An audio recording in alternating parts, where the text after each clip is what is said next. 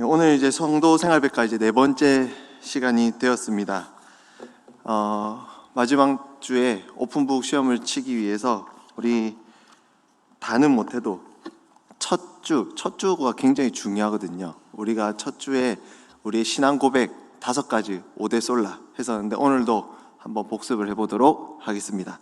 제가 라틴어로 할게요. 여러분들이 한글로 한번 대답해 보시기 바랍니다. 자, 솔라 스크립투라. 이제 좀 다른 대답이 나오는데요. 자, 다시 하겠습니다. 이게 강의 안에도 안 적혀 있죠. 자, 처음 가르쳐 드릴게요. 오직 성경입니다. 오직 성경부터. 자, 솔라 스크립투라. 네. 솔라 그라티아. 오직 은혜입니다. 은혜. 영어로 그레이스, 그라티아 비슷하죠. 은혜. 자, 세 번째, 솔루스 크리스투스. 그리스도. 자, 네 번째, 솔라 피데. 오직 믿음. 마지막 솔리데오 글로리아. 오직 하나님께 영광. 이 5개는 반드시 시험에 나옵니다. 마지막 주에 꼭 기억하시길 바랍니다. 셀장, 저희 1청운부 셀장방에 오늘 수요성경대학 강의안을 올리면서 자, 오늘 줄여서 수성대 강의안입니다 이렇게 올리니까 거기는 어느 대학입니까? 부터 해가지고 수성대는 휴학 됩니까? 이렇게 물어보길래 제가 하나님은 쉬지 않으십니다 라고 대답을 했습니다. 우리 이거는 8주간 달려가겠지만 우리 여러 훈련과 하나님을 알아가는 그 자리에 끊임없이 하나님을 알아가는 그 자리에 기쁨으로 함께하는 우리 함께하는 교회 성도님들 다 되시길 축복합니다. 자, 오늘 네 번째 시간 구원받는 믿음에 대해서 구원론에 관한 내용을 함께 다루도록 하겠습니다. 이걸 다루기 전에 우리는 계속 까먹으니까 지난주에 배웠던 게 우리 예수님 그리스도에 대해서 기독론인데 우리 정리된 거의 5가지 같이 한번 읽고 좀 시작했으면 좋겠습니다. 자, 11번째 질문은 도대체 하나님은 왜 선악과를 만드셨습니까? 라는 질문에 대한 요약입니다. 우리 같이 11번째 질문에 대한 요약 읽어보도록 하겠습니다. 시작. 선악과 금령을 통해 하나님의 말씀에 순종하는 삶이 진정 복된 삶이라는 것을 아담과 온 인류에게 가르치셨습니다.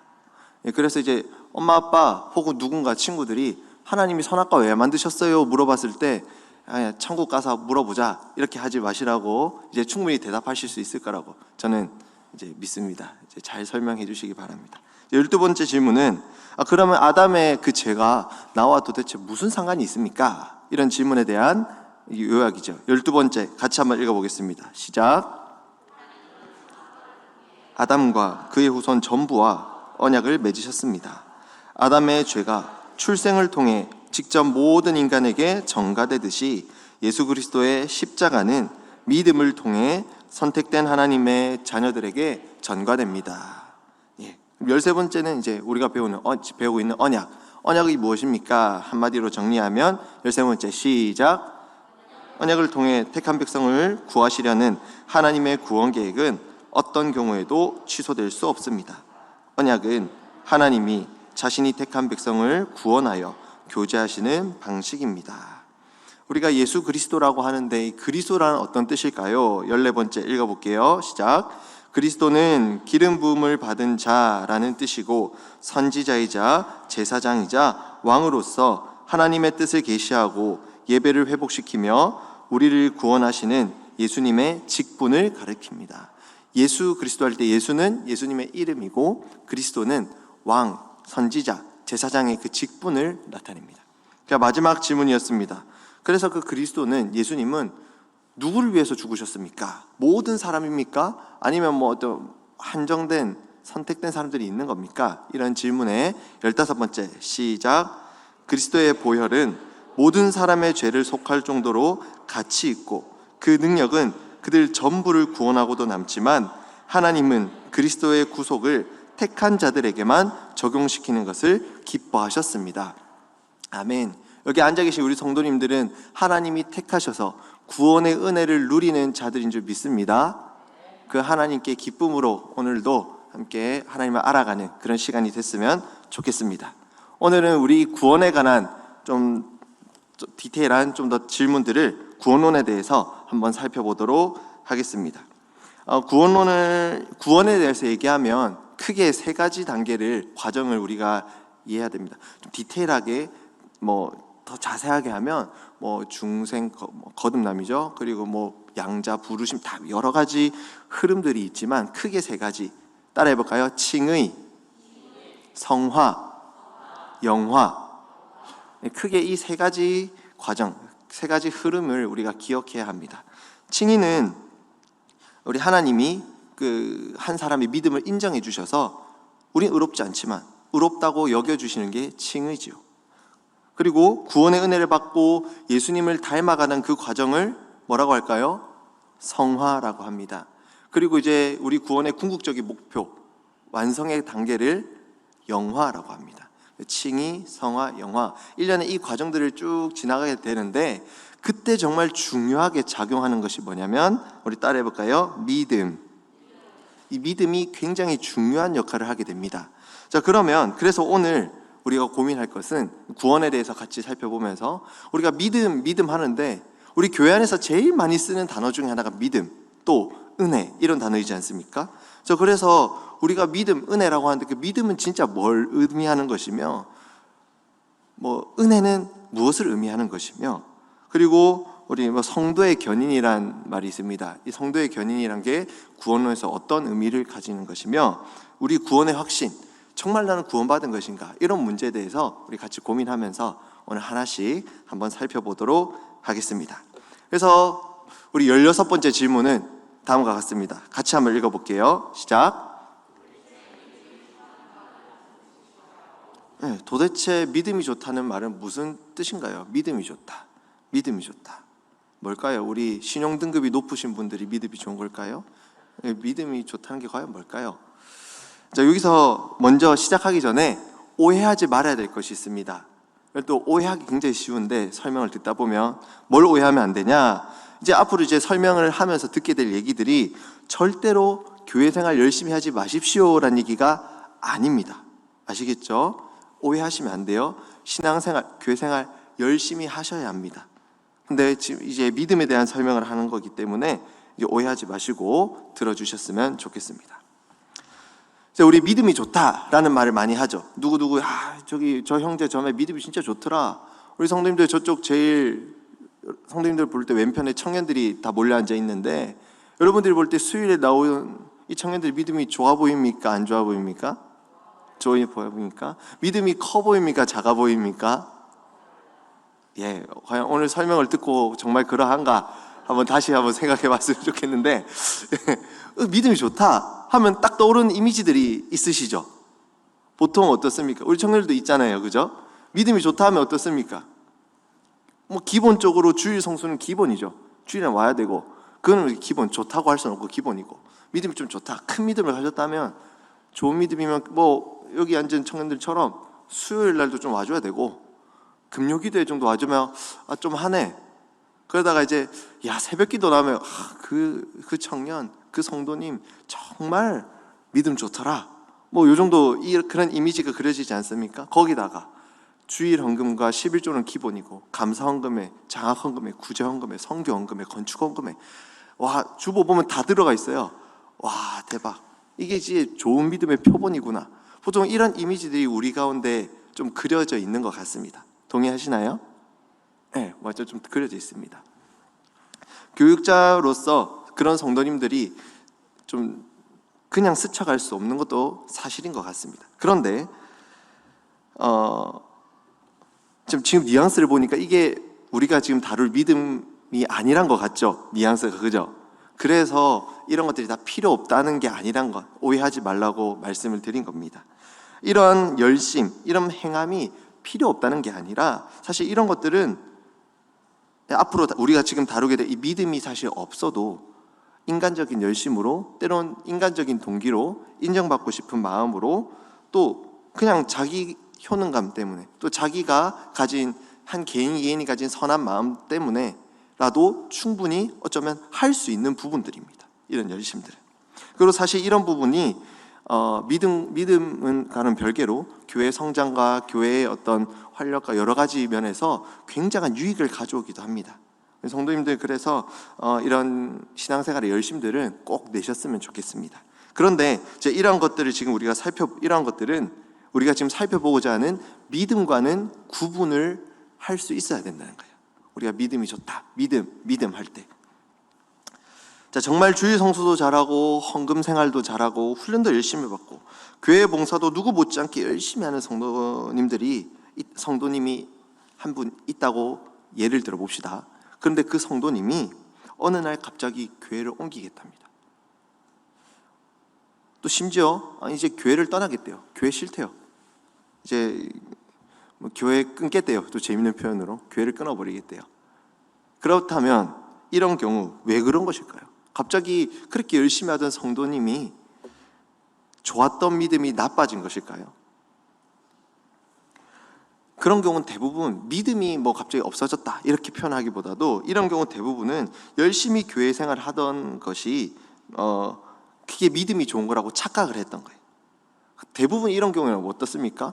열심히 하다 보니까 넉다운 돼버린 거죠. 지쳐버린 거예요. 대부분 믿음과는 상관없이 그저 열심뿐이었는데 주변에서 그냥 믿음이 좋다니까 믿음으로 착각했던 거고, 이제 교회 나오기 싫어지는 것은 대부분 다 이제 소위 영혼까지 털릴 만큼 이제 지쳐버린 경우가 대부분이라는 겁니다. 그래서 극단적으로 이제 교회를 안 오겠다 이렇게 결정하는 경우들이 종종 있다는 거예요. 그래서 지금 이 믿음을 다루면서 하고자 하는 것, 핵심은 교회 생활하는 열심 자체가 나쁘다는 것이 아니라 열심은 우리가 반드시 필요하지만 그것이 믿음과 혼동해서는 안 된다는 것을 좀 말씀드리고 싶습니다. 그래서 우리가 또 믿음이 좋다 표현하기도 하고 믿음이 크다 표현하기도 하는데, 이런 또 말씀을 가져와 가지고 시편 81편 10절 보면은 이런 말씀이 있거든요. 또 내 입을 크게 열라 내가 채우리라. 내 입을 어떻게 열라라고요? 크게 열라.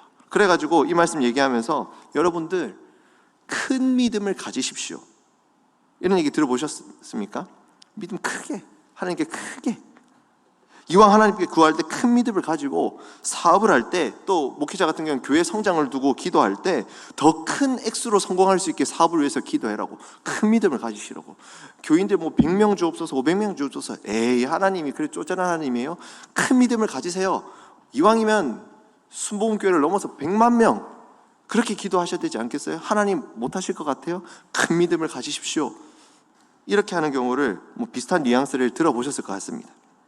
근데 정말 우리가 구하는 액수가 클수록, 우리가 구하는 어떤 수치가 많을수록 큰 믿음을 가진 사람이라고 할 수 있을까요? 믿음의 크기는 사실 이 믿음을 우리 다룰 때 어떤 숫자의 크기와 상관이 있는 것은 사실은 아닙니다. 그렇다면 이제 첫 번째 질문으로 들어가 보겠습니다. 질문 같이 읽어보겠습니다. 시작. 어떤 믿음이 좋은 믿음, 큰 믿음, 진짜 믿음일까요? 성경에서 말하고 지금 우리가 다뤄야 하는 이 믿음은 과연 무엇을 말하는 것일까요? 이 믿음을 하면 사실 앞에 갖다 붙일 것이 많습니다. 친구 간의 어떤 믿음도 있고요, 여러 가지 갖다 붙일 수 있는데, 그래서 이제 오해되기도 쉽고, 성경에서 말하는 믿음을 종교개혁 당시 우리 종교개혁을 했던 믿음의 선배들이 잘 정리해 뒀습니다. 오해하지 않도록, 혹 이런 믿음을 잘못 해석해서 미신과 맹목에 빠지지 않도록 정확히 정의를 내려놨습니다. 그래서 웨스트민스터 신앙고백서라는 곳에 14장에 가면 그 제목이 뭐라고 되어 있냐면, 번역마다 조금씩 다른데 구원하는 믿음, 혹은 구원에 이르는 믿음, 혹은 구원 얻는 믿음, 구원과 관련된 믿음이에요.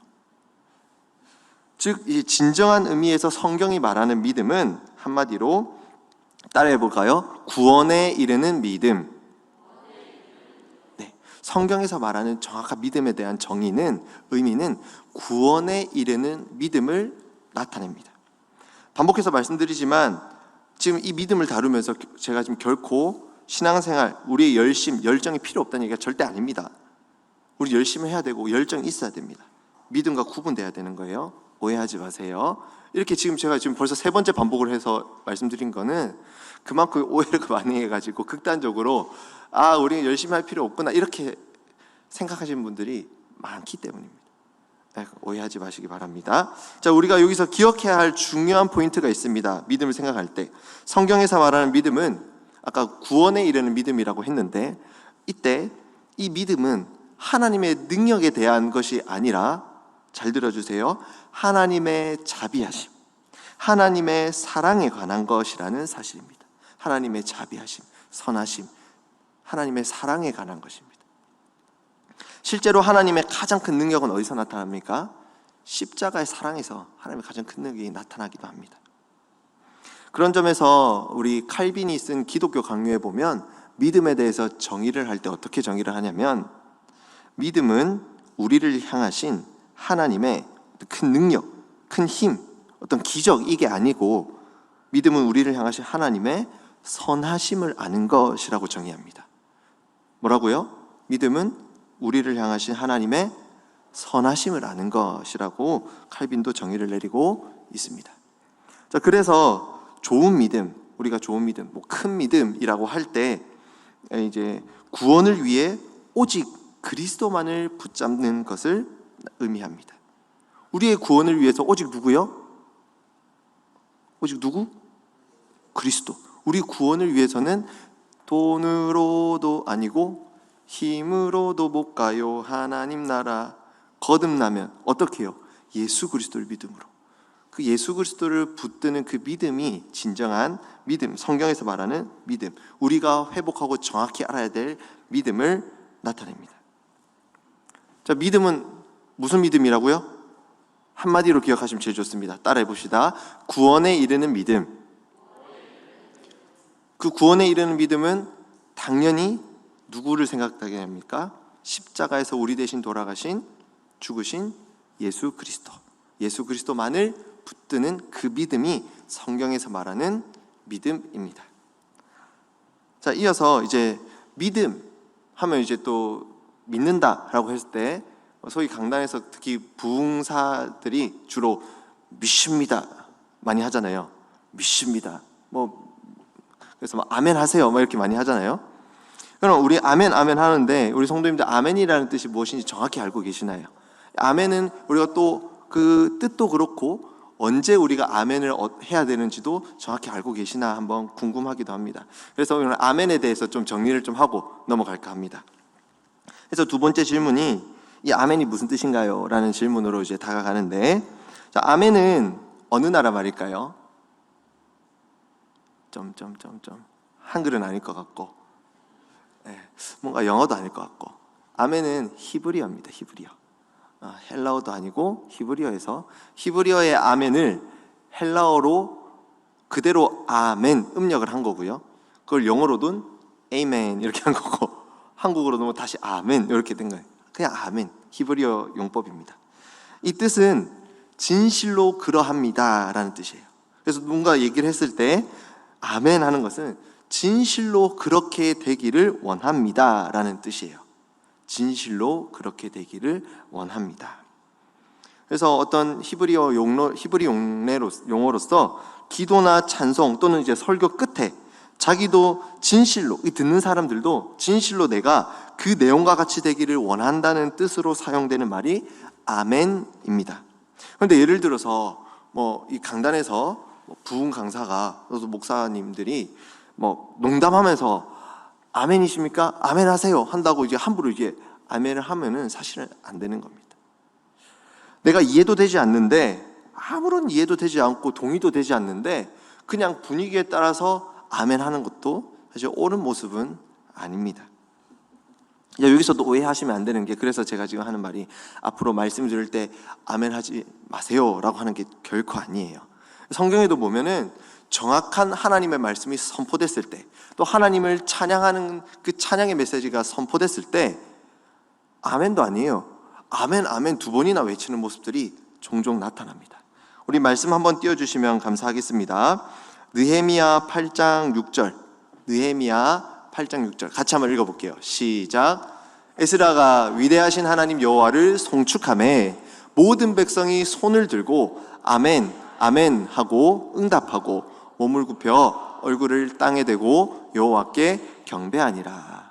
아멘. 아멘 할 때 우리처럼 그냥 아멘 이렇게 하지 않았어요. 야, 손도 들고 아멘, 아멘 엄청 열정적으로 막 선하게 그려집니다. 우리 담임 목사님 한번 놀래키게 우리 수요성대학 들으신 분들은 목사님 통해서 선포되는 말씀 속에 정말 하나의 말씀일 때 두 손 번쩍 드시고 아멘 아멘 한번 해보시기 바랍니다. 안 하실 거죠? 알고 있습니다. 그만큼 정말 함부로 뭐 농담에 아멘하고, 우리 성도님들 제가 오늘 멋있지 않습니까? 아멘. 감사합니다. 청년들 아무도 안 했어요. 다 들었거든요.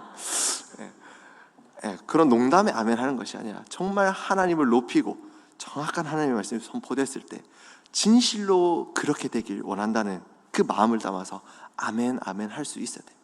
우리 사랑하는 성도님들께서는 정말 말씀 때마다 하나님의 말씀이 선포될 때 아멘으로 크게 화답할 수 있는 믿음의 사람들 다 되시길 바랍니다. 그렇다고 또 함부로 또 아멘 남발하셔가지고, 교회마다 가끔씩 뭐 아멘 성도님들 계시거든요.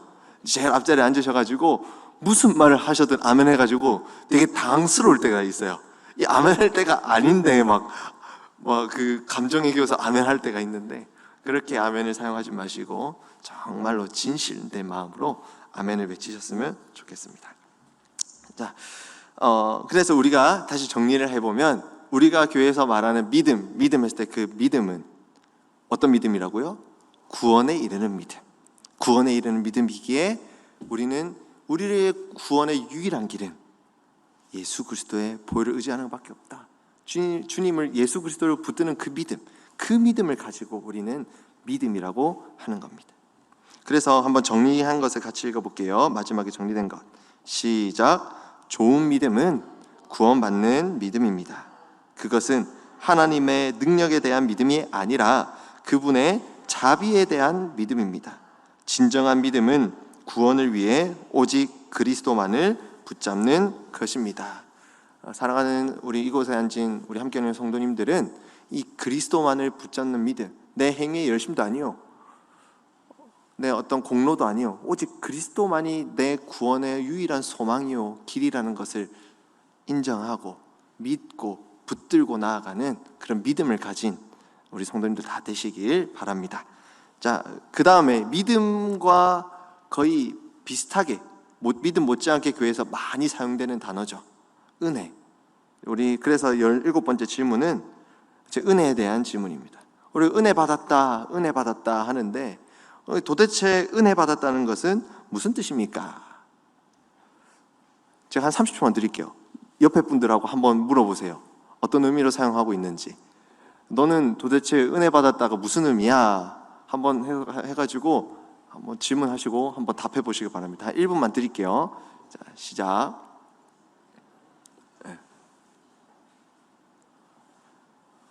성도님들은 은혜 받았다는 게 도대체 어떤 의미입니까? 언제 은혜 받았다고 말을 하시고 생각을 하십니까?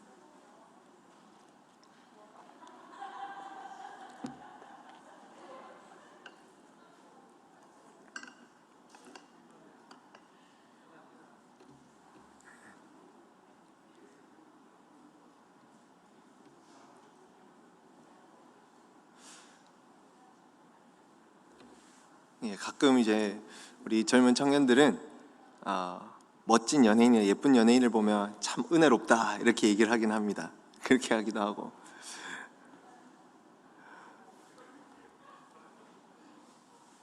자, 우리 같이 한번 살펴보도록 하겠습니다. 은혜가 진짜 많이 사용되는데, 자, 교회에서 흔히 우리가 은혜라는 말을 언제 사용하는지 지금 나누셨지만, 제가 또 생각하기에 또 책에서도 언급하는 부분 같이 해가지고 뭐 이런 경우에 참 많이 사용되는 것 같아요. 첫 번째, 우리가 이렇게 목사님 통해서 설교를 듣잖아요. 설교를 듣고 내려오면 설교자로서 정말 듣고 싶은 말 중에 하나, 목사님 정말 설교의 은혜 많이 받았습니다. 이런 표현들 들으면 굉장히 기분이 좋습니다. 저도. 그런 얘기를 또 솔직히 우리가 좀 많이 하잖아요. 목사님 설교의 은혜 정말 많이 받았습니다. 또 이런 때 은혜를 또 사용하기도 합니다. 어떤 논쟁이 있었어요. 뭐 노회 같은 데 가거나 교회에서 어떤 논쟁이 있었다 하면은 그 좀 그만하고 그냥 은혜롭게 합시다. 그때 은혜를 사용하기도 합니다. 또 이런 경우도 있습니다. 어떤 성도님이 사업이 정말 잘 됐어요. 번창했어요. 그래서 가가지고 이거 도대체 어떻게 하셨길래 이렇게 사업이 잘 될 수 있습니까? 하면은 이 사업 어떻게 잘했는지 궁금해서 물어봤는데 다 하나님의 은혜입니다. 이렇게 표현할 때도 있습니다. 셋 다 들어보셨죠? 그렇죠? 그러면 지금 이 흐름상, 뉘앙스상 세 경우 다 이 정확하게 성경이 말하는 은혜의 개념과 좀 다르다는 뉘앙스 같은데 한번 살펴보도록 하겠습니다. 먼저 앞에 예를 들었던 것 중에서 목사님 설교 듣고 은혜 받았습니다 라고 할 때 정확한 의미로 표현을 한다면 은혜라는 단어를 사용할 게 아니라 감동받았다고, 감동이 되었다고 표현해야 정확한 의미 전달이 됩니다. 어떤 논쟁을 생겼을 때 거쳐 은혜롭게 합시다 라고 하는 말은 사실 어떤 의미입니까? 좀 따지지 말고 좀 대충 쓱 넘어갑시다, 이제 집에도 가야죠, 이런 흐름에서 얘기하는 거죠. 또 마지막으로 다 하나님의 은혜입니다 라는 것은 정확하게 얘기하면 하나님의 섭리입니다, 하나님의 보호하심, 인도하심입니다 라고 표현해야 정확한 표현입니다. 하나님의 섭리입니다, 인도하심입니다. 섭리에 대해서는 또 우리가 한번 살펴보기도 했죠. 이렇게 은혜라는 말이 사실 참 단어 자체도 너무 좋잖아요. 은혜, 이름도 은혜라고 많잖아요. 여러분들이 아시는 은혜는 몇 명이십니까? 저도 한 4-5명 되는 더 넘는 것 같네요. 은혜가 얼마나 이름이 단어가 좋습니까? 자, 그런데 이 은혜라는 의미를 그냥 쓰는데 참 좋은데 굳이 쓰면 되지, 왜 이렇게 정확히 공부할 필요가 있습니까? 이런 마음이 들 수도 있을 것 같아요. 근데 이 정확히 의미를 알아야 합니다. 왜냐하면 이 은혜의 의미를 정확히 알아야 은혜의 값이 값싼 은혜가 되지 않고 은혜의 정말 이 소중한 은혜가 은혜될 수 있고 은혜의 풍성한 기쁨과 감격을 제대로 맛볼 수 있기 때문이에요. 맛있는 음식이 있어요. 음식이라기보다 음료를 합시다. 음료가 참 맛있는데 그 음료를 많이 먹고 싶다고 물을 타버리면 어떻습니까? 양은 많아서 많이 먹을 수는 있는데 맛이 없잖아요. 약간 이런 비슷한 느낌인 것 같습니다. 그래서 정확한 은혜, 뭔지 엑기스를 좀 우리가 잘 알아야 합니다. 자, 그렇다면 첫 번째 질문입니다. 성경이 말하는 은혜란 구체적으로 정확히 무슨 의미입니까? 이 질문 하나를 우리가 살펴볼 건데, 자, 첫 번째로 빈칸이 있지 않습니까? 첫 번째, 은혜는 하나님의 행위입니다. 뭐라고요? 은혜는 하나님의 행위입니다. 앞부분이 좀 더 강조되면 좋겠네요. 은혜는 하나님의 행위입니다. 사실 우리가 사람이 은혜롭게 할 수 있는 것은 아무것도 없습니다. 하나님의 행위의 차원에서 본 은혜는 또 우리 인간이 느끼는 어떤 감정과는 다른 겁니다. 감정 같은 게 아닙니다. 사람이 사람에게 감동은 줄 수 있어요. 우리 어떤 큐티학교 수료하고 나면은 이번에 또 박수도 쳐주고 선물도 주고 얼마나 감동이 됩니까? 감동은 줄 수 있지만 은혜를 줄 수는 없습니다. 철저히 은혜는 누구의 행위라고요? 사람이 아니라 하나님의 행위입니다. 자, 하나님의 행위란 걸 첫 번째 알았습니다. 두 번째로, 은혜는 하나님의 행위이긴 한데, 두 번째로 은혜는 그리스도의 구원 사역입니다. 빈칸. 그리스도의 구원 사역을 적용하는 것과 직접 관련이 있어야 합니다. 성경에서 말하는 은혜는 하나님의 행위인데, 하나님의 행위가 굉장히 많아요. 모든 게 하나님의 행위예요. 그 중에서 그리스도의 구원 사역과 관계된 것을 은혜라고 합니다. 믿음과 굉장히 밀접하죠. 믿음과 은혜는 이게 뗄래야 뗄 수 없습니다. 비염과 아토피 같은 좀 이상한 비유인데 뗄래야 뗄 수가 없습니다. 은혜는 하나님의 행위지만 하나님의 모든 행위를 은혜라고 하는 게 아니라 하나님의 모든 행위, 하나님의 하시는 모든 것은 은혜란 표현이 아니라 아까 나왔던 단어인데 섭리라고 합니다. 섭리. 그러니까 하나님의 섭리라고 표현하고 그리스도의 구원 사역, 구원과 관련된 거. 그러니까 아까 믿음은 구원에 이르는 믿음이랐다면 우리가 은혜라고 말을 할 때 그 은혜는 구원의 은혜를 얘기하는 겁니다. 같은 맥락이죠. 근데 앞서 모든 것이 하나님의 은혜입니다 이런 표현은 아까 뭐라고 한다고요? 하나님의 섭리입니다, 다스림입니다. 여기 표현이 정확하다고 했습니다. 자, 그런데 하나 더 생각할 것이 있습니다. 첫 번째로 은혜는 하나님의 행위고 그 하나님의 행위는 그리스도의 구원 사역과 관련된, 구속 사역과 관련된 것이라야 된다 했는데, 이 하나님의 은혜는 외적인 수단을 통해 신자들에게 전달됩니다. 외적인 수단을 통해. 우리 인간의 내면에서, 열심에서, 스스로에게서 나올 수 있는 게 전혀 없다는 거예요. 하나님이 주셔야만 우리가 받을 수 있다는 사실입니다. 그 은혜를 그럼 어떻게 받을 수 있냐? 중요한 거겠죠. 너무 중요하잖아요. 은혜의 방편, 은혜의 수단, 이런 표현이 있는데 세 가지가 있습니다. 첫 번째는 말씀입니다. 말씀. 이 말씀이라 함은 좀 더 정확하게 설교입니다. 하나님의 말씀이 선포되는 설교입니다. 첫 번째 말씀과 두 번째 성례입니다. 성례. 마지막은 기도입니다. 구원의 은혜의 방편, 은혜의 수단 세 가지 뭐라고요? 말씀, 성례, 기도. 한 번 더. 말씀, 성례, 기도. 꼭 기억하시기 바랍니다. 제가 실수하지 않으면 시험에 내겠죠. 마지막 주에. 이 구원의 수단, 은혜의 수단, 은혜의 방편은 말씀과 성례와 기도입니다. 먼저 이 말씀은 아까 말씀드렸다시피 선포되는 설교입니다. 하나님의 말씀이 선포되는 설교 자리입니다.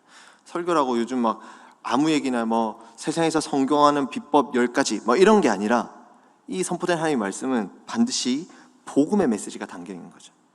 우리 담임 목사님 늘 어떤 사람입니까? 복음에 미친 사람 아닙니까? 그래서 담임 목사님 제일 많이 기억 남는 것 중에 하나가 이게 바로 복음이요, 이 멘트 진짜 많이 듣는 것 같아요. 그렇지 않나요? 이 복음의 메시지가 늘 담겨 있어야 되는 거예요. 그 선포된 말씀이 우리 은혜를 받을 수 있는 통로 수단입니다. 방편입니다. 두 번째로는 성례입니다. 성례가 무엇입니까? 두 가지. 네? 맞아요. 성찬과 세례를 성례라고 합니다. 거룩한 예식이라는 뜻이죠. 성찬과 세례. 이 두 가지가 은혜의 방편, 은혜의 수단입니다.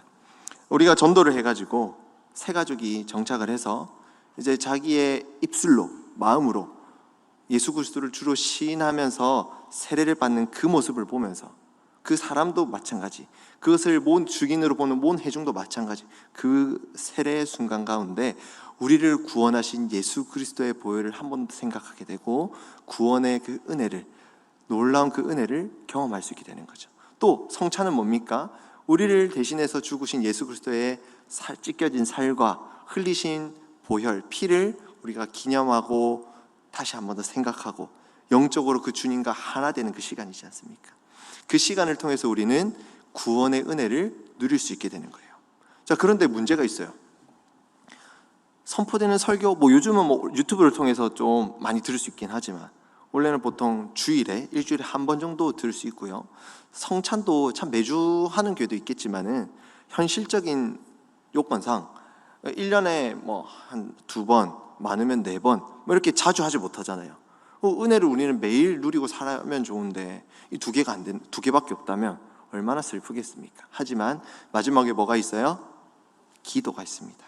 그래서 우리가 일상 속에서 우리가 이 은혜를 늘 경험하고 누리며 살기 위해서는 무엇을 해야 할까요? 정답은 기도겠죠. 성도님들 늘 이 은혜를 누리기 위해서 하나님의 말씀이 선포되는 그 자리에 힘써 가시길 소망합니다. 성찬과 세례를 위해서는 우리가 또 전도에도 힘써야 될 거고요. 그 영혼들 위해서 기도를 해야 될 거고요. 성찬의 자리에 참여하기 위해서는 우리가 또 죄를 지으면 안 되거든요. 그럼 성찬에 참여할 수 없거든요. 그래서 늘 거룩하게 힘써야 되고요. 세례와 성찬을 통해서 무엇보다 우리 일상의 삶 속에서 늘 은혜를 경험하기 위해 기도의 자리에 나아가기 힘쓰는 우리 모두가 됐으면 좋겠습니다. 그래서 우리 은혜, 아까 믿음은 구원에 이르는 믿음, 이 하나를 기억하면 좋겠고요. 은혜는 따라해 봅시다. 구원의 은혜, 이 한마디를 꼭 기억했으면 좋겠습니다. 그래서 우리 정리된 부분 한번 읽어보도록 하겠습니다. 시작. 성경에서 은혜는 그리스도로 말미암아 성령 안에서 하나님의 택한 백성들에게 내리시는 구원의 은혜를 의미합니다. 은혜. 자, 이제 18번째 질문으로 넘어가 보도록 하겠습니다. 이제 구원의 은혜. 우리 다 구원과 관련, 오늘 구원론이라 했잖아요. 믿음은 구원에 이르는 믿음, 은혜는 구원의 은혜인데, 이제 성도의 견인 교리를 좀 다룰 겁니다. 우리 수요 성경대학 때 한번 하기도 했습니다만 다시 한번 더 좀 질문과 함께 다뤄볼 건데, 구원론을 하면 항상 이 성도의 견인이란 말이 이 교리를 다루게 됩니다. 성도의 견인 하면은 무슨 뜻이겠습니까? 견인. 뭐가 떠오르십니까? 성도의 견인 하면은 견인차? 뭐 끌고 가는 견인차? 실제로 이 견인 교리를 할 때 견인차 비유를 듭니다. 좀 잘 설명할 수 있어가지고.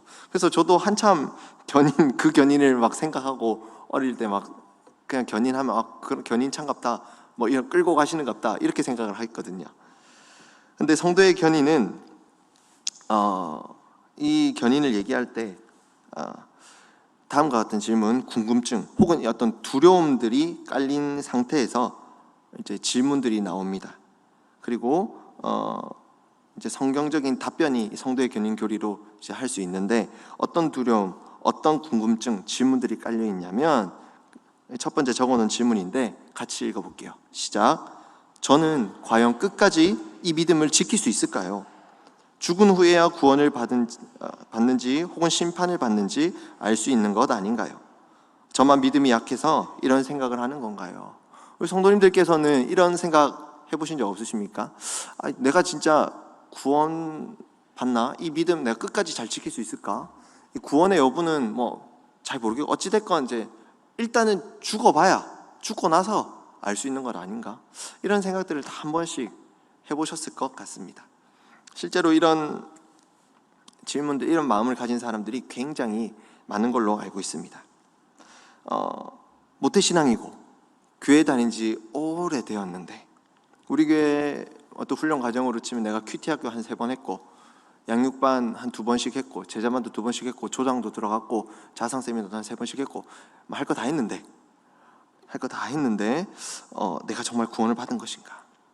오늘 제가 한 친구를 만났습니다. 한 친구를 만났는데 그 친구가 이제 미국에 가게 되어가지고 언제 보게 될지 모르게 된 거예요. 그래서 친구가 농담 삼아서 농담으로 저한테, 야 그래 언제 볼지 모르겠다, 우리 천국 가서 보자, 이러는 거예요. 그래서 제가 뭐라고 또 농담으로 했냐면, 가면 볼 수 있나? 이렇게 물어봤거든요. 성도님들 천국 가면 다 볼 수 있습니까? 네, 아멘. 정말 아까 아멘 배웠는데 진실로 그렇게 되기를 소망합니다.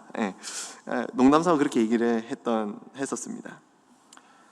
의외로 많은 성도님들이, 많은 사람들이 정말 내가 구원받은 것이 맞는가, 끝까지 이 내가 지금 가지고 있는 믿음을 내가 잘 지킬 수 있을 것인가, 이런 고민들을 많이 하는 것 같습니다.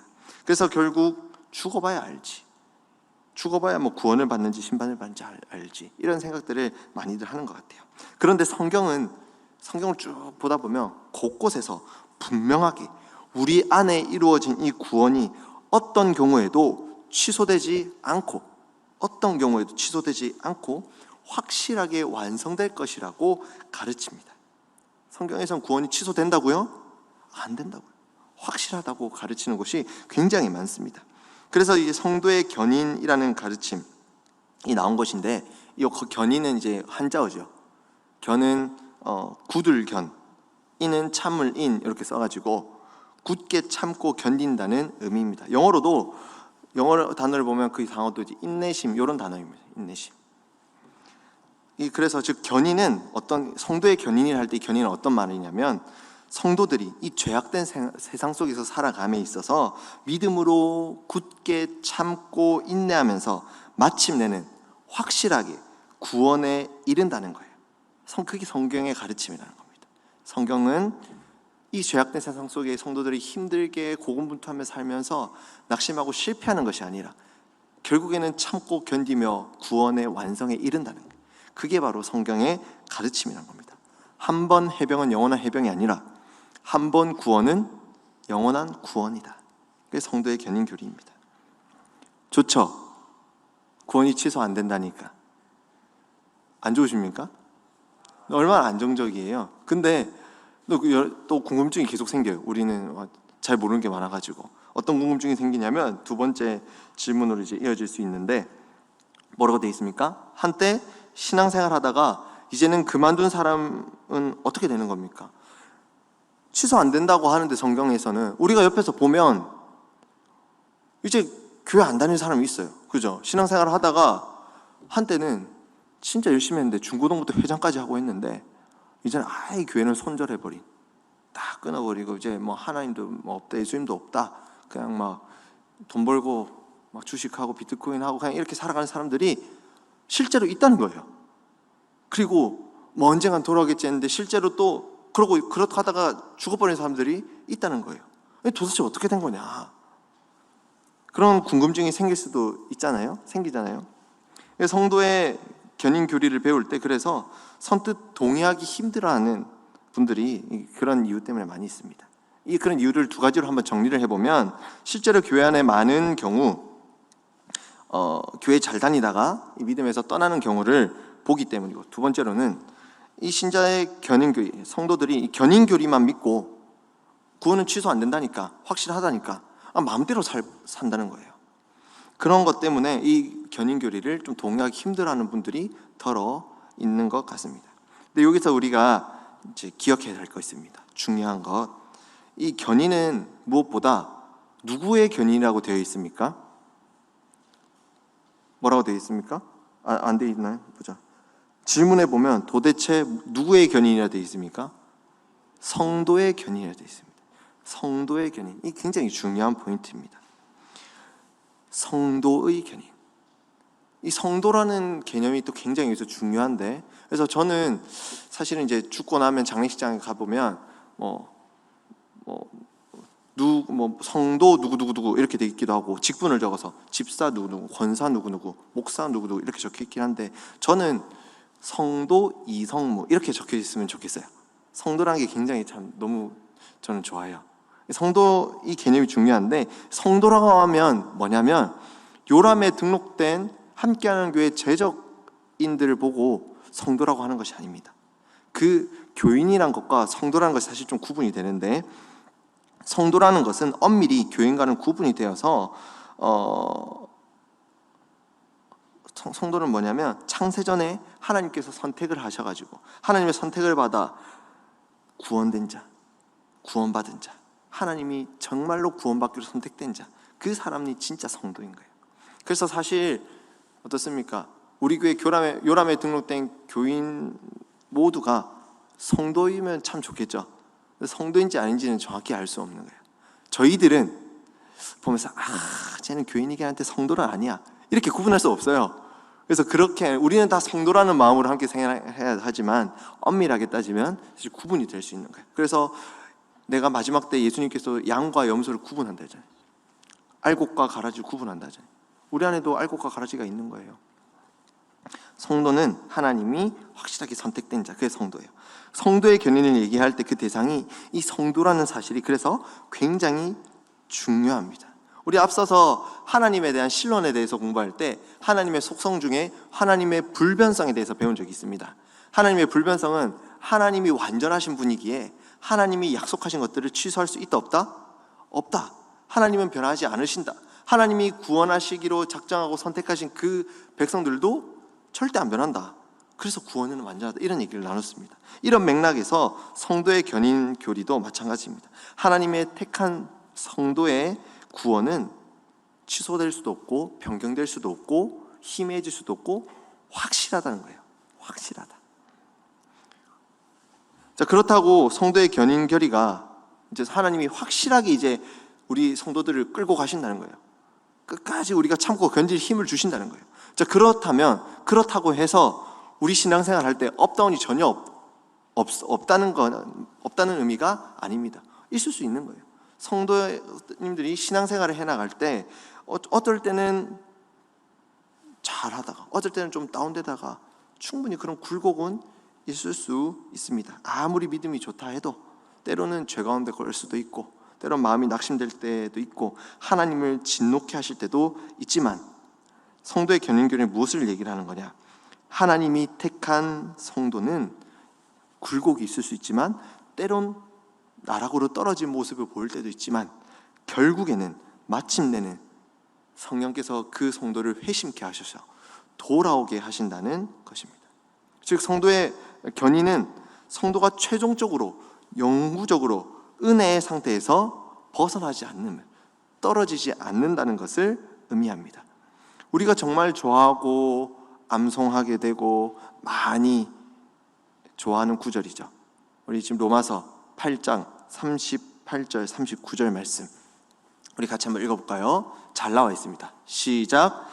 내가 확신하노니 사망이나 생명이나 천사들이나 권세자들이나 현재일이나 장래일이나 능력이나, 39절 넘어가서 같이 보겠습니다. 높음이나 가품이나, 그러니까 기품이나 다른 어떤 피조물이라도 우리를 우리 주 그리스도 예수 안에 있는 하나님의 사랑에서 끊을 수 없으리라. 아멘이십니까? 우리 이렇게 한번 해볼까요? 아멘, 아멘 한번 해볼까요? 아멘, 아멘. 진짜 아멘입니다. 하나님의 그 구원의 은혜에서, 하나님의 그 사랑에서 성도의 구원이 결코 변할 수 없습니다. 어떤 것도. 자, 그런데 이제 앞서 또 고민이 하나 있었죠. 이 성도의 견인교리가 참 좋은데 이 교리 때문에 오히려 성도들이, 신자가 안일함에 빠질 수 있진 않나요? 그런 위험성이 있진 않습니까? 이런 질문이 충분히 나올 수 있습니다. 자, 여기서 성도가 끝까지 인내할 수 있는 이유, 근거를 생각해 봐야 되는데, 우리가 무엇 때문에 이 험난한 세상 속에서 우리가 견디며 이 믿음을 끝까지 붙들고 살아갈 수 있습니까? 그런 얘기를 했어요. 오늘 청년 한 명을 신방하면서 참 청년 때 기독교인으로서 살아갈 때 알바 하나 구하기가 쉽지 않아요. 알바 구하면 요즘 제일 많이 알바를 이용할 때가 언제입니까? 주말 알바 아닙니까? 주말 알바. 돈도 되고, 주말 알바를 하자니 주일 성수가 안 되고, 또 하나님을 좀 알아가지고 훈련 좀 하자니 평일에도 뭐 오전에 구해줍니까? 그죠? 다 뭐 저녁 알바잖아요. 그래 뭐 좀 굶고 살다가 방학 때 좀 해보자 해도 오전에 해주면 좋은데 다 또 저녁 알바예요. 참 알바 구하기가 쉽지 않아요. 정말 저도 이제 대학생 때 그것 때문에 참 힘들었습니다. 그런데 이 믿음을 내가 끝까지 붙들고 살아야 하나? 내가 성도로서 이렇게 믿음을 붙들고 인내할 수 있는 이유가 무엇입니까? 어떤 우리의 믿음이나 능력이나 실력으로, 내 어떤 능력으로 고통을 잘 참는 변태 같은 나의 어떤 성질 때문에 참고 견딜 수 있는 게 아니죠. 성도가, 신자가 끝까지 이 믿음을 붙들 수 있는 그 이유는, 바로 그 근거는 하나님의 크신 사랑이 있습니다. 아멘이십니까? 함부로 안 하셔도 괜찮습니다. 정말 동의되시면, 진실로 그렇다면 아멘 하셨으면 좋겠습니다. 성도가 끝까지 버틸 수 있는 그 근거는 하나님의 크신 사랑입니다. 자기 아들을 십자가에 내어주심으로 증명하신 그 십자가의 사랑 때문에 우리는 버틸 수 있는 겁니다. 그래서 이 견인교리는 어떤 거냐면, 구원의 시작도 하나님이 창세전에 하신 거고, 구원의 완성도 하나님께 달려있다는 신앙 고백이 우리 성도의 견인교리인 겁니다. 창세전에 시작된 구원도, 구원의 시작도 하나님께서, 마지막도 하나님께서 완성하신다는 고백인 거죠. 그래서 성도의 견인교리는 신자가 안일함에 빠지도록 내버려두는 교리가 아니라, 그런 구원, 이단이죠, 구원파. 근데 한번 구원받았으니까 이제 마음대로 살아도 된다, 구원 취소 안 된다, 마음대로 살고 술도 먹고 담배도 먹고 뭐 쾌락도 하고 뭐 음란해도 괜찮다 하는 구원하신다, 이런 교리가 틀렸다는 거예요. 이 성도의 견인교리는 신자가 안일함에 빠지게 하는 것이 아니라, 이 죄악된 세상 속에서, 고된 세상 속에서 위로를 얻고 소망을 가지고 끝까지 버티고 견디면서 이제 더 나아가서 오히려 선을 행하며 살아갈 수 있는 힘을 주는 게 성도의 견인교리입니다. 정말 하나님의 구원의 은혜를 경험한 성도는 안일함에 빠져서 가만히 있을 수가 없습니다. 결코 가만히 있을 수가 없습니다. 성령께서 그 10년 가운데 역사하셔가지고 그런 상태에 있도록 놔두질 않습니다. 성령께서 놔두진 않으세요. 성도는 그 하나님의 은혜에 감사하면서 자신의 성화에 책임을 다하게 됩니다. 기쁨으로. 제가 한 예를 들자면 이 구원의 은혜랑은 또 잽도 안 되는 비유지만, 제가 군대를 전역하고 나서 대학원 가기 전까지 2년 동안 참 많은 은혜를 받았습니다. 지금 박현준 강도사님하고 같이 캠퍼스 사역을 하면서 그 중에 하나가 뭐냐면, 매주 월요일마다 우리 권사님 집사님들의 헌신과 도우심을 통해서 집밥 반찬 사역을 합니다. 매주 월요일마다 자취하는 청년 대학생들 밥 좀 잘 챙겨 먹으라고. 햄 구워 먹고 이런 거 쉬운데 이번 주는 파김치 이런 게 나왔거든요. 그거 하기 힘들잖아요. 그렇죠? 그런 것들 딱 준비해서 하는데 참 좋아합니다. 너무 좋아합니다. 그런데 이걸 한 계기가 뭐냐면, 전역하고 이제 2년 동안 저 대학 생활을 마칠 때까지 매주 저에게 이 반찬을 챙겨주시는 집사님 한 분이 계셨습니다. 얼마나 감사하든지. 그리고 또 어떤 분은, 어떤 한 목사님인데 매주 5만 원씩 저한테 좀 도움을 주셨던 분이 계십니다. 자, 그 반찬을 매주 받을 때마다 매달 한 번씩 작다면 작다고 할 수 있지만 그 5만 원의 돈이 입금될 때마다, 때로는 내가 나태하게 신학 공부하는 것도 때로는 좀 처질 때도 있고 마음이 처질 때도 있다가도 그 은혜들을, 도움의 손길들을 받았을 때 다시 정신을 차리고 잘해야지, 다시 마음을 가다듬곤 했던 기억이 납니다. 그렇지 않습니까? 근데 하물며 그 하나님의 놀라운 그 구원의 은혜를 받은 성도가 그 은혜가 취소되지 않는다고 감히 어떻게, 그 저한테 5만 원 주시는 분도 저 대학원 가기 전까지 주기로 확실했거든요. 약속했거든요. 분명히 들어와요. 자동이체를 걸어 놓으셨거든요. 반드시 들어오는데 그 확신하니까 어차피 5만 원 들어올 거 알고 나태하게 살고, 아니에요. 그걸 볼 때마다 너무 감사함으로 다시 정신 차리고 했는데, 하물며 하나님의 구원의 은혜를 받은 성도가 어찌 내 맘대로, 하나님 뜻대로가 아닌 내 맘대로 죄악 가운데 거할 수 있겠습니까?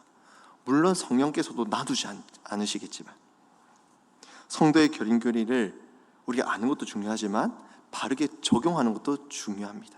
그래서 우리의 죄악된 본성대로 적용해서 내 맘대로, 이제 내 맘대로 살 거야 이렇게 적용하는 것이 아니라, 그 구원의 감격을 누리면서 때론 지치고 힘들 때, 내가 이 믿음을 그래도 붙들어야 되나 이렇게 고민될 때 다시 한 번 더 이 성경의 가르침을 생각하면서 버티고 이겨낼 수 있는 힘을 얻으셨으면 좋겠습니다. 세상이 줄 수 없는 평안과 위로와 소망을 누리셨으면 좋겠습니다. 그래서 이 성도의 견인교리를 우리 한마디로 요약한 부분 같이 한번 읽어보도록 하겠습니다. 시작. 성도가 끝까지 인내할 수 있는 이유는 성도의 자신의 믿음이나 능력이 아니라 바로 하나님의 크신 사랑에 있습니다. 견인교리는 구원의 최종 완성이 하나님께 달려 있다는 신앙 고백입니다. 그게 성도의 견인교리입니다. 버티고 견디는 힘을 넉넉히 하나님이 주십니다. 오늘도 매일의 삶 속에서 그 하나님의 사랑에 빠져 살아가는 우리 모두가 됐으면 좋겠습니다. 이제 마지막 질문으로 이어집니다. 자, 이제 성도의 견인교리 이렇게 배워서 이해가 좀 됐습니다. 자, 오케이 하고 넘어갔는데, 자, 하나님께서 구원하시기로 택한 자들의 구원도 결코 취소되지 않는다는 것을 이제 알았는데, 그게 나는 정말 그 구원을 받은 자인가? 이러한 생각이 자연스럽게 들게 되죠. 구원의 확신의 문제로 넘어가게 됩니다. 그래서 마지막 19번째 질문, 도대체 구원받은 것을 어떻게 확신할 수 있습니까? 이 질문에 대한 답을 마지막으로 같이 한번 살펴보도록 하겠습니다. 자, 우리가 어떤 기도의 순간이나 진짜 특별한 방법으로 하나님이 그냥 알려주셨으면 좋겠어요. 참 하나님의 방법은 우리는 좀 안 맞아요. 그렇죠? 마음에 안 드는 게 많습니다. 우리 인간적인 관점으로 그냥, 성무야, 넌 내가 구원받은 자야, 자고 일어나니까 천장에 좀 써주든가, 여러 방법을 좀 알려주시면 좋겠는데 그렇지 않죠. 우리는 이 구원의 확신을 가지기 위해서 어떻게 해야 하냐면, 사실은 좀 공부를 해야 돼요. 노력을 해야 돼요. 구원을 우리가 얻을 수는 구원은 우리 할 수 있는 게 없죠. 하나님의 은혜입니다. 하지만 우리 구원의 확신에 대해서는 애쓰고 노력할 필요가 있습니다. 우리 베드로 후서 1장 10절 우리 같이 한번 읽어봤으면 좋겠는데요. 이렇게 적혀 있습니다. 시작. 그러므로 형제들아 더욱 힘써 너희 부르심과 택하심을 굳게 하라. 너희가 이것을 행한즉 언제든지 실족하지 아니하리라. 형제들아 더욱 힘써 너희 부르심과 택하심을 어떻게 하라고요? 굳게 하라. 힘써 알아가라는 것이죠. 자, 그렇다면 이 부르심과 택하심, 구원의 확신을 위해서 우리는 어떤 노력을 할 수 있겠습니까? 어떤 노력을 해야 하는 걸까요? 열심히 교회에 봉사해야 되는 걸까요? 열심히 전도를 해야 되는 걸까요? 아니면 구원 여부에 대해 확신을 점검하려면 내가 평생 동안 기도를 몇 시간 했나 이게 총 해가지고 커트라인이 있는 걸까요?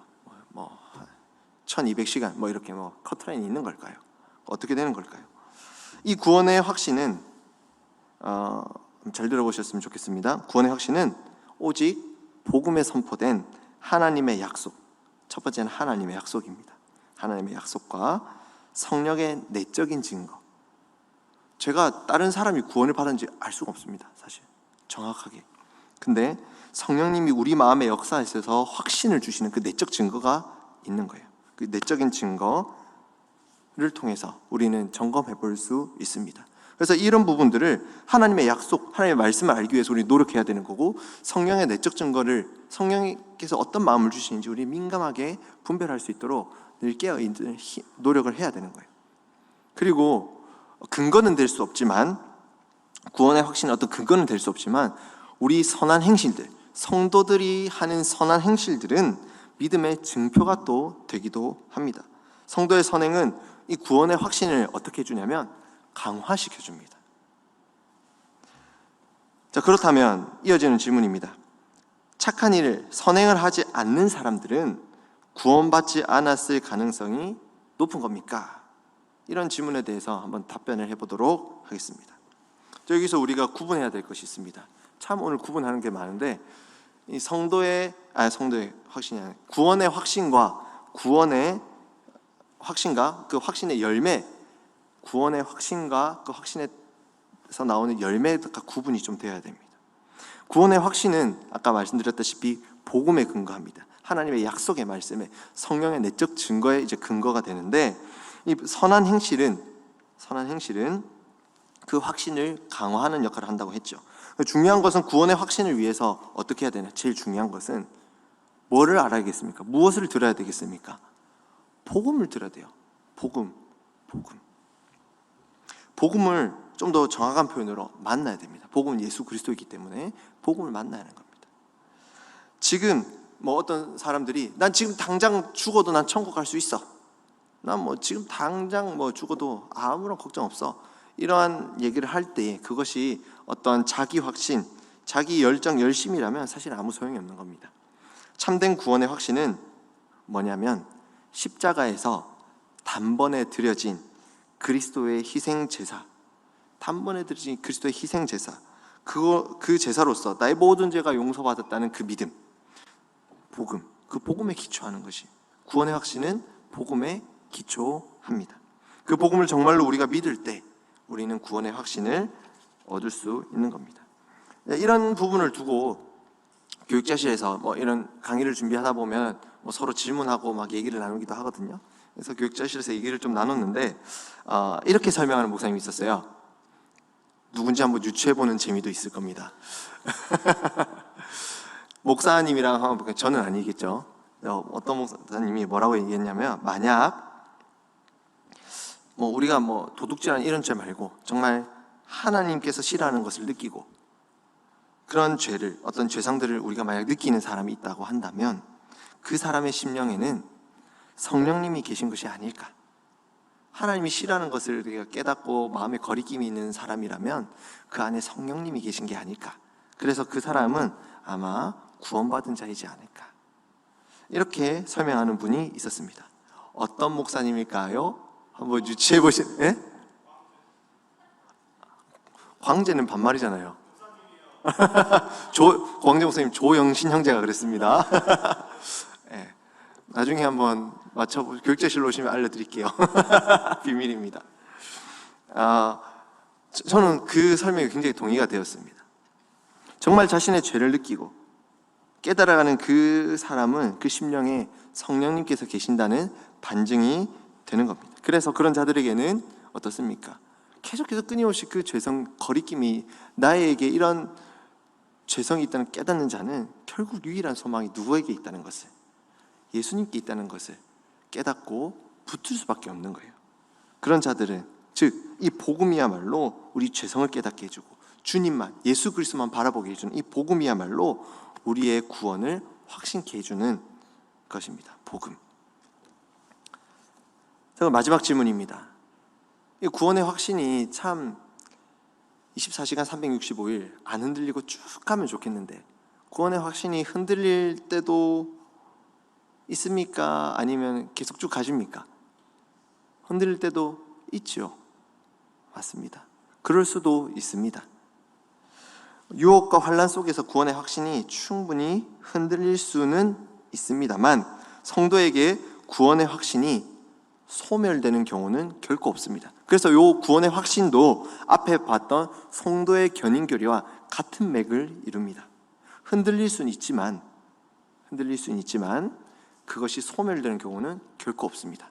그래서 이 업다운이 있을 때, 깊이 내려갔을 때 다시 탁 올라오는 이 주기가 좀 짧아지고 금방 이겨낼 수 있는 힘을 가지고, 어떤 목사님은 김남주 목사님 책에서 봤던 것 같은데 영적 탄력성이라는 표현을 쓰기도 합니다. 어떤 사람들 막 한없이 내려가서 언제 올라올지도 모르겠어. 그러다가 어쩌다가 겨우 올라온 사람들이 있는 반면에 좀 더 성숙해가고 좀 더 믿음이 성숙해가는 경우에는 영적 탄력성이 점점 생겨가지고, 그죠? 금방 올라올 수 있는, 바라는 것은 우리 성도님들 이 영적 탄력성, 강한 영적 탄력성을 구비되어져가는 우리 모두가 됐으면 좋겠습니다. 이런 우리의 신앙이 약해지지 않기 위해서, 그래서 제일 중요한 것은 뭐니 해도 복음입니다. 그래서 우리는 복음을 듣고 또 듣고 늘 누려야 하는 겁니다. 복음입니다. 그래서 저 같은 설교자들은 이 말씀을 전할 때, 설교를 할 때 늘 이 복음의 메시지를 전해야 되는 거예요. 늘 다른 어떤 성공 여러 비법들이 아니라 복음의 메시지를 전해야 됩니다. 그래서 이제 설교를 두고 복음 설교라고 표현하는 분들도 있습니다. 그러기 위해서 우리 성도님들도 복음에 따른 선한 행실을 위해 힘을 써야 됩니다. 내가 착한 일을 한다고, 선행을 한다고 구원을 받게 되는 것은 아닙니다만은, 구원에 우리가 선행을 하면서 선한 착한 행실을 할 때에 그거는 이제 구원의 열매로서 나타난 증표이기 때문에 우리의 구원의 확신을 더 강화해주는 좋은 도구라 해야 될까요? 됩니다. 유용합니다. 선한 행실.